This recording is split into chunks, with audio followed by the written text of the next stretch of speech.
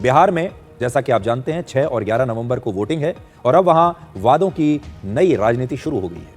तेजस्वी यादव का दावा है कि अगर बिहार में उनकी सरकार बनी तो सिर्फ 20 दिनों के अंदर हर परिवार को नौकरी देने वाला एक नया कानून बना दिया जाएगा।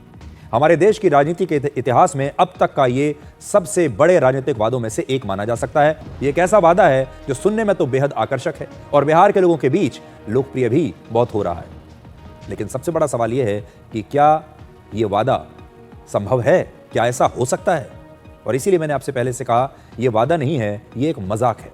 भारत में सरकारी नौकरी को लेकर लोगों के बीच ऑब्सेशन है और लोग हर कीमत पर सरकारी नौकरी पाना चाहते हैं। लोगों का सपना होता है कि एक सरकारी नौकरी उन्हें मिल जाए और इसी का फायदा तेजस्वी यादव चुनाव में उठाना चाहते हैं। बिहार की आबादी इस वक्त है करीब 13 करोड़ 43 लाख। इस गणित को ध्यान से सुनिएगा।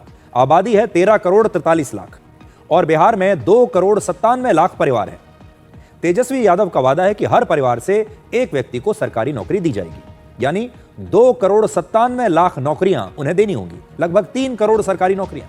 फिलहाल बिहार में लगभग 20,49,370 लोग सरकारी नौकरियों में हैं। केवल 20,49,000, आप मान लीजिए 20,50,000 लोगों के पास सरकारी नौकरी है। अगर इन लोगों के परिवारों को हम बाकी के परिवारों से हटा भी दें पूरी सूची से, तो भी लगभग 2 करोड़ 76 लाख परिवार अभी बचते हैं जिन्हें सरकारी नौकरियां देनी होंगी।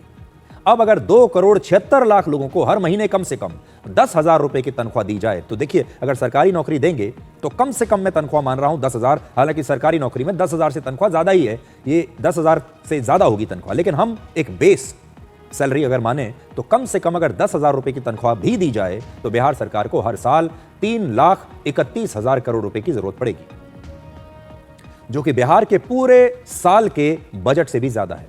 आज बिहार सरकार का सालाना बजट 3,16,000 करोड़ रुपए है। यानी जब तेजस्वी यादव की सरकार बनेगी तो सिर्फ नए लोगों को 10,000 रुपए महीना सैलरी देने में ही पूरा बजट खत्म हो जाएगा, बल्कि पूरा बजट नहीं, बजट कम पड़ जाएगा।